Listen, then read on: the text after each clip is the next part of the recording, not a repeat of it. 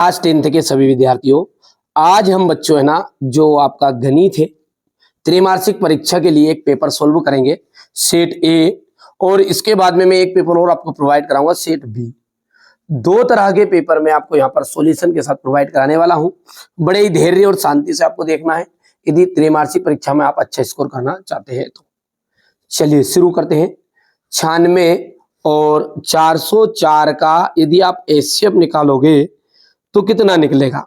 देखिए, जब 404 और 96 का आप एचसीएफ निकालोगे ना तो 4 निकल कर आएगा, है ना। जो अभाज्य गुणनखंड विधि से आप निकाल लेना और उसमें से आप जैसे करोगे तो 4 निकल कर आएगा। बहुपद जो है x की घात 2 -3 के शून्यक होंगे।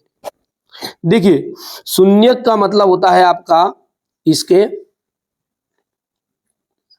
शून्यक का मतलब होता है आपको कि बराबर के उधर जीरो लगाना है। अब बराबर के उधर आप जीरो लगाओगे तो ये x की घात 2 है और इसको सोल्व करोगे तो ये अपन लिखेंगे करनी 3 की घात 2 और इसको अपन लिखेंगे एक बार प्लस में और एक बार माइनस में, और माइनस में लिखेंगे बराबर के उधर जीरो करोगे तो ये एक बार x के बराबर कितना जाएगा माइनस का करनी 3 और एक बार आ जाएगा x बराबर करनी में 3, क्योंकि बराबर के उधर क्या लगा देंगे अपन दोनों में जीरो लगा देंगे। तो यहाँ पर एक तो प्लस का आया और एक माइनस का आया, तो ये प्लस और माइनस जो है करनी 3 इसका एकदम राइट आंसर रहेगा। अगला है आपका, यदि a1 by a2 is equal to b1 by b2 is equal c1 by c2, तो समीकरण युग्म तथा युग्म का कौन सा हल होगा।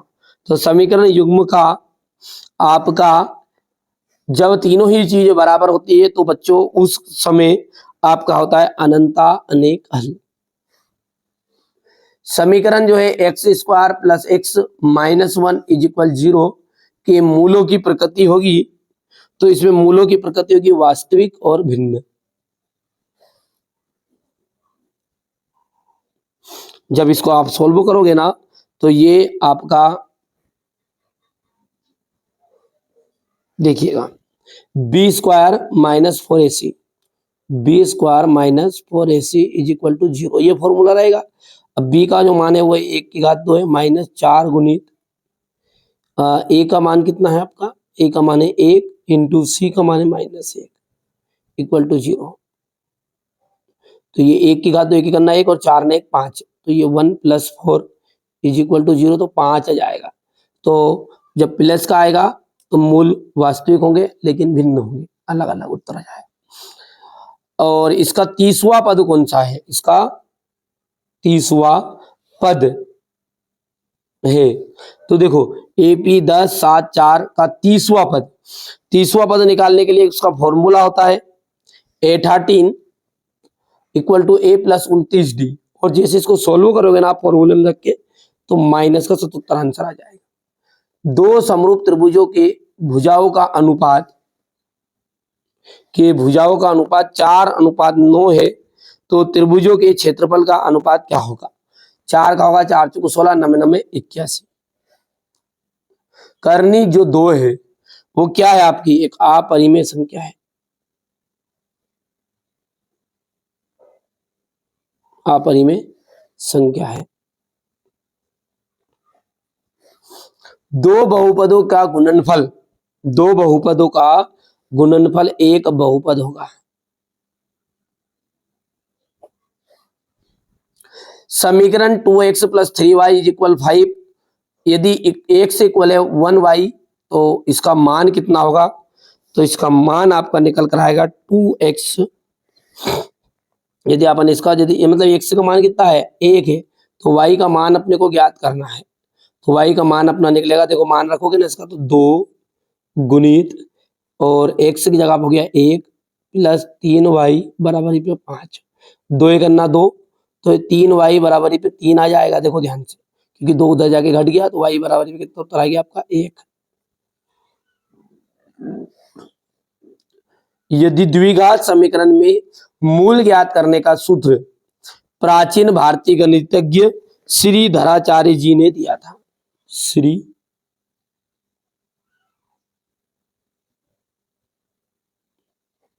श्रीधराचार्य जी ने दिया था। वर्ग समीकरण x माइनस वन और x प्लस वन के मूल, देखो ये मूल का मतलब है कि इसके बराबर जीरो करें तो ये माइनस का तो हो जाएगा उधर जाके प्लस का, और प्लस का उधर जाके हो जाएगा माइनस का।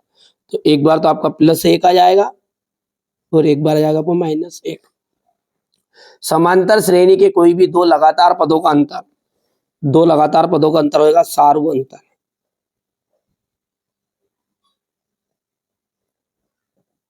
हो गया, उसको अपन कहते हैं ए एक्स प्लस बी। द्विघात समीकरण A X square minus one is equal to zero. तो यहां पर मूल की बात करें तो मूल का हो जाएगा एक बार प्लस का और एक बार माइनस का, एक आएगा तो यहां पर आ जाएगा 3। और द्विघात समीकरण है ये x और x minus three is equal to zero के मूल। तो देखो x बराबरी पे जीरो आ जाएगा एक तो ये, और दूसरा जाएगा x माइनस तीन बराबरी पे जीरो। तो माइनस तीन तो हो गया प्लस का तीन और जीरो का जीरो, तो जीरो और तीन इसके मूल ज्ञात होंगे। त्रिभुज समरूप होते हैं, समबाहु त्रिभुज होंगे समरूप। छठा जो है समांतर श्रेणी का एनवा पद, समांतर श्रेणी का जो एनवा पद है वो आपका छठा हो जाएगा। हो गया इतना। सत्य असत्य छाटना है, सत्य और असत्य छाटना है। एक बटा करनी दो, एक बटा करनी दो एक परिमेय संख्या है, तो ये आपका असत्य हो जाएगा। शून्य बहुपद की घात अपरिभाषित होती है, तो ये हो जाएगा सत्य। दो चरणों में रेखिक समीकरण के अनेक हल होते हैं, दो चरणों में एक रेखिक समीकरण के अनेक हल होते नहीं, असत्य बात है क्योंकि दो चरणों में केवल दो हल होंगे। A X plus B is equal to zero का द्विघात समीकरण नहीं, रेखिक समीकरण है बाबू। कौन सा समीकरण है ये? रेखिक, जिसकी घात एक होती है उसका हम रेखिक समीकरण कहते हैं। जब वर्ग समीकरण के दोनों मूल समान हो तो विभक्त कर डी बराबरी पे जीरो होता है, बिल्कुल सत्य बात है। और यहाँ पर इसकी एक समांतर श्रेणी है क्या? नहीं, समांतर श्रेणी होती तो ये भी माइनस का रहता, ठीक है, तो ये आपकी एक समांतर श्रेणी नहीं है, ठीक है, ध्यान देना है। और ये भी माइनस का रहता, सभी एक साथ रहता मतलब, तो ये आपका नहीं, ये मतलब असत्य है। और क्या हो गया? अब यहां से देखिए एक वाक्य में उत्तर है संख्या 156 के अभाज्य गुणनखंड लिखिए। तो 2 की घात 3 गुणित 3 गुणित 13, इसको आप निशान नहीं लगाओगे तो इतनी निकलेगा। रेखिक बहुपद की घात कितनी होती है? देखिए रेखिक बहुपद होता है उसे कहते हैं, चाहे रेखिक समीकरण हो या रेखिक बहुपद हो, सब दोनों की घात कितनी होती है? एक ही होती है। 2 संतरे और 5 सेबों का मूल्य 70 रुपये है। 2 संतरे और 5 सेबों का मूल्य 70 रुपये, तो 2 सेब आ जाएगा 2x प्लस 5 सेब है तो 5y और बराबरी पे 70 रुपये अपने को देना। ये समीकरण नंबर बन गया। द्विघात समीकरण का मानक रूप, द्विघात समीकरण किसे कहते हैं मालूम है आपको? जो घात दो रहता है, इसका मानक रूप या व्यापक रूप भी कहते हैं इसे। A X square plus B X plus C is equal to zero, ठीक है। वर्ग समीकरण X square plus C X और बी इक्वल टू जीरो में मूलों का योगफल क्या होगा? तो देखो मूलों का जो योगफल होता है ना, वो कहलाता है आपका, वो जो कहलाता है वो कहलाता है आपका बी बट माइनस का बी बटा है। तो मूलों का योगफल रहता है alpha plus beta equal minus का बी बटा है। और इसका 10वां पद निकालना है एपी का, तो 10वां पद का मतलब होता है A10। क्या होता है? A10 is equal A plus 9D।